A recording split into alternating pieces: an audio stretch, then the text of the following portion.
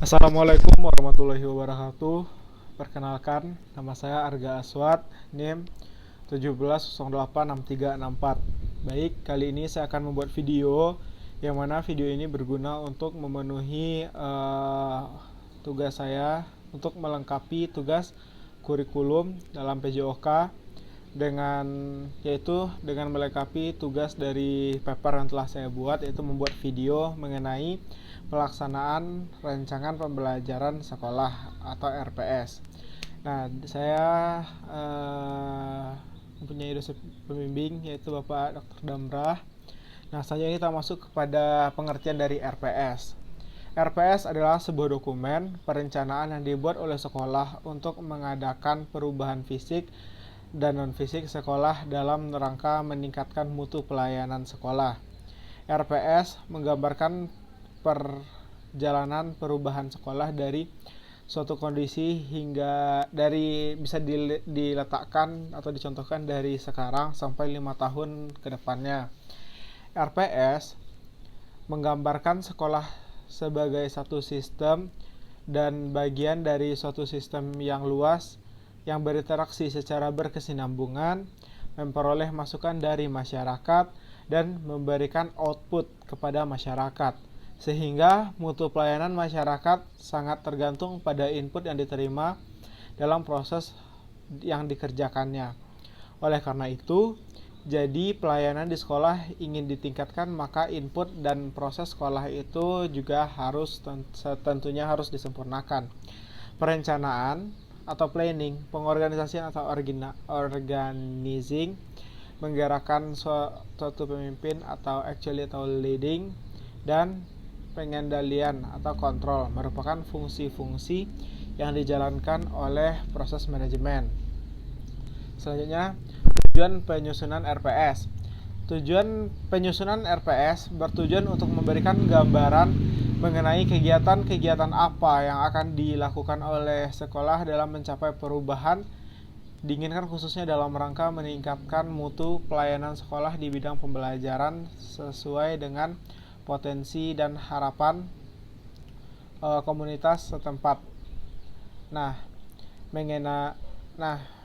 Mengenali kondisi sekolah ada dalam fungsi memberikan pelayanan pembelajaran kepada warga sekolah. Yang kedua ada menetapkan tujuan atau perubahan realistis. Yang ketiga, mengenali masalah atau kendala yang dihadapi sekolah. Nah, dari sana, dari mengenali masalah tersebut, RPS kita dapat dikembangkan. Yang kedua, mampu menemukan penyebab masalah yang dihadapi sekolah. Nah, maksudnya di sini dari dalam RPS ini kita dapat menentukan apa aja sih masalah yang ada di sekolah tersebut. Nah, jadi jika kita sudah tahu masalahnya, maka kita dapat melakukan perubahan untuk satu RPS itu dalam jangka 5 tahun ke depan. Yang kedua, penyusunan saran-saran pemecah masalah dalam bentuk pilihan-pilihan pemecahan masalah. Maksudnya di sini, ketika membuat RPS, maka kita juga sudah melihat bagaimana beberapa masalah yang terjadi 5 tahun ke belakang sebelum RPS dibentuk. Maka untuk 5 tahun ke depan kita akan, khususnya para guru dan komite sekolah, akan membuat bagaimana sih cara pemecahan masalah tersebut agar bagaimana masalah itu dapat tuntas dan tidak terulangi lagi. Yang selanjutnya, menganalisis setiap saran pemecah masalah. Nah, maksudnya di sini setiap apa yang akan dibentuk RPS semuanya harus dianalisis dulu, apakah itu bisa dilakukan atau tidak, apakah make sense atau tidak jika itu dilakukan buat sekolah kita, dan apakah itu dapat membawa perubahan atau enggak. Selanjutnya ke judul yang ketiga, yaitu kekhasan RPS. RPS memiliki kekhasan sebagai berikut. 1. Singkat, padat, dan mudah dipahami. RPS merupakan dokumen rencana pengembangan sekolah yang disusun secara singkat, lengkap, padat, dan jelas. RPS membuat gambaran profil sekolah yang padat, berisi, dan mudah dipahami, sehingga RPS tidak merupakan dokumen yang tebal. Jadi RPS itu sangat singkat, nah dan juga tidak tebal, gunanya agar tidak menjadikan terlalu susah dan terlalu tebal, dan nanti kalau terlalu tebal maka dapat menyusahkan atau membuat susah untuk dipahami. Yang kedua adalah realistik dan operasional. RPS membuat rancangan perubahan sekolah sangat realistis. RPS tidak berisi angan-angan kosong angan-angan kosong yang tidak bisa dicapai. Tapi RPS di sini harus dibuat untuk sesuatu yang bisa dicapai. Intinya tidak bullshit seperti itu. Nah, realistis ya itu harus dilihat dari aspek waktu, seperti sumber-sumber yang mendukung seperti tenaga, dana, fasilitas, dan teknologi. Oleh karena itu, RPS adalah dokumen yang bersifat operasional. Yang ketiga adalah komprehensif. RPS mencakup seluruh aspek dan komponen sekolah yang hendak dikembangkan menuju suatu capaian yang diharapkan. Oleh karena itu, RPS menggunakan pendekatan sistem dalam mengkaji persoalan yang dihadapi dan dalam memberikan saran pemecah masalah yang harus diikuti. RPS mempertimbangkan aspek-aspek sosial, budaya, ekonomi masyarakat, kependudukan, dan lingkungan di sekitar sekolah. Yang keempat, partisipasi masyarakat.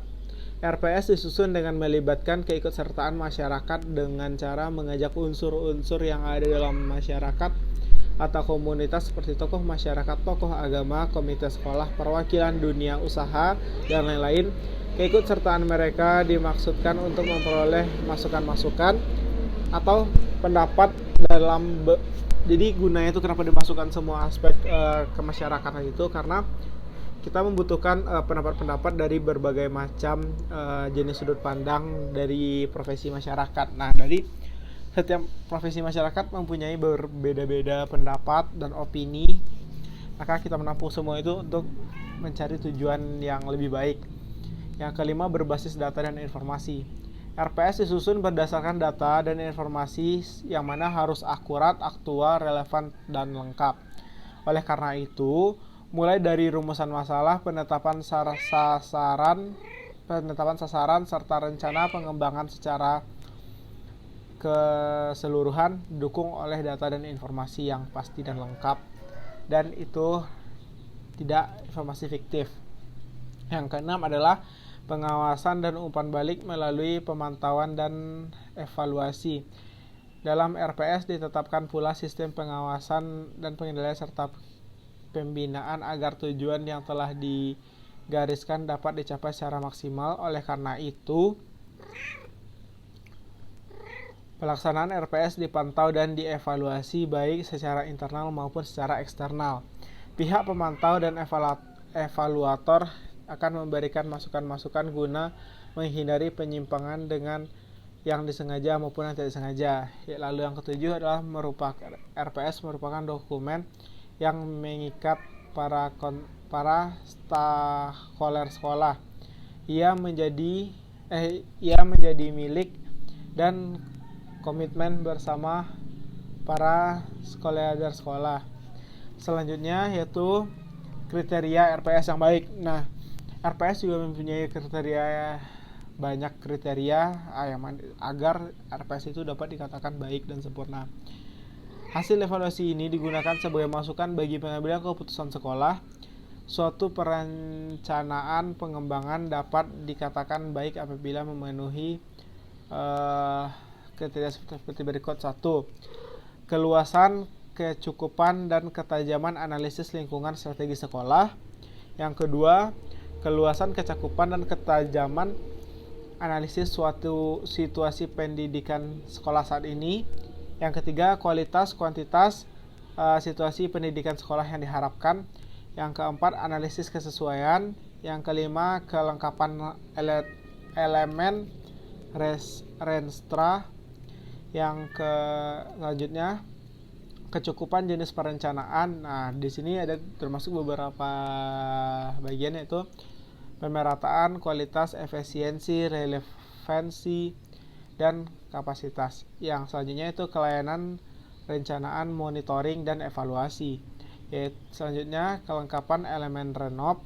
Selanjutnya, sistem atau proses atau prosedur dan mekanisme penyusunan RPS. Nah, selanjutnya kita masuk kepada landasan hukum penyusunan RPS. Adapun landasan hukum yang dipergunakan untuk penyusunan RPS sebagai berikut. 1.